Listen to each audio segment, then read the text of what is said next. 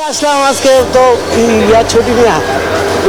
হ্যাঁ, ছুটি শেষ। ঈদ যাত্রা এবার ভালো, এবার ব্যবস্থাপনা চমৎকার হয়েছে বিগত দিনগুলো থেকে। ফার্স্টে তো ভয়াবহ কষ্ট, কারণ এই যে প্রায় 10 ঘন্টা পাঠাগুলো ফুলে গেছে, একটা সিট নেই, একটা 10 ঘন্টা একটা মানুষ দাঁড়ায় কি আসতে পারে? ঈদের আনন্দ কি শেষ? না, এখন শুরু আরেক যুদ্ধ, কর্মস্থলে ফেরার যুদ্ধ। ঈদুল আজহার ছুটি শেষ হতেই বদলে গেছে দৃশ্যপট। গ্রামের শান্ত পরিবেশ ছেড়ে আবারও ব্যস্ত নগরীর পথে লাখো মানুষের ছুটে চলা। ট্রেনে ঠাঁই নেই, বাসে উপচে পড়া ভিড়, আর রাজধানীমুখী মানুষের যেন এক অন্তহীন স্রোত। যাইতো খুব ভালো হয়েছে, আইতো খুব ভালো হয়েছে। সুন্দরভাবে আসছে, লঞ্চে অনেক ভালোভাবে আসা গেছে। রাজধানীর কমলাপুর রেল স্টেশন, গাবতলী, সায়েদাবাদ, যাত্রাবাড়ি, সবখানেই এক দৃশ্য, ফেরার তাড়া। কেউ চাকরিতে যোগ দিতে, কেউ ব্যবসা সামলাতে, আবার কেউ পরিবারের দায়িত্ব কাঁধে নিয়ে ছুটছেন শহরমুখী। চট্টগ্রাম রেল স্টেশনে দেখা গেছে গিজগিজে ভিড়, প্রতিটি ট্রেন ভর্তি যাত্রী। কেউ পেয়েছেন অনলাইনে টিকিট, আবার অনেকে বাধ্য হয়েছেন স্ট্যান্ডিং টিকিটে দীর্ঘ পথ পাড়ি দিতে।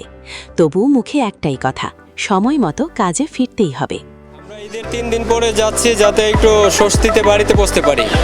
এখন আমরা এখানে এসে যদি এরকম ভোগান্তি হয়, আমিও লাইনে দাঁড়াতে হলো, আমার ছেলেকে লাইনে দাঁড়াতে হলো, ওয়াইফে আরেক লাইনে দাঁড়াতে হলো। ফোন দিচ্ছে অফিস থেকে 2 বার।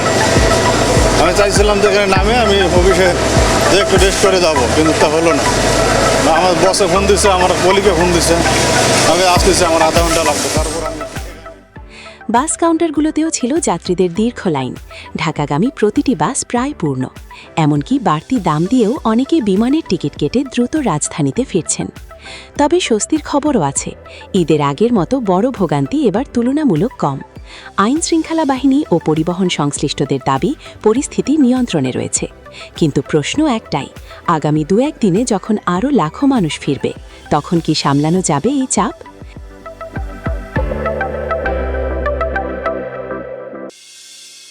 ঈদের রঙিন ছুটি শেষ, এখন আবার ব্যস্ত শহরের বাস্তবতা। ঢাকায় ফিরছেন তো? আপনার যাত্রা কেমন হলো কমেন্টে জানান।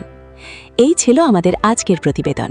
আর এমন গুরুত্বপূর্ণ ও সত্য সংবাদ পেতে চ্যানেল RA নিউজের সাথেই থাকুন।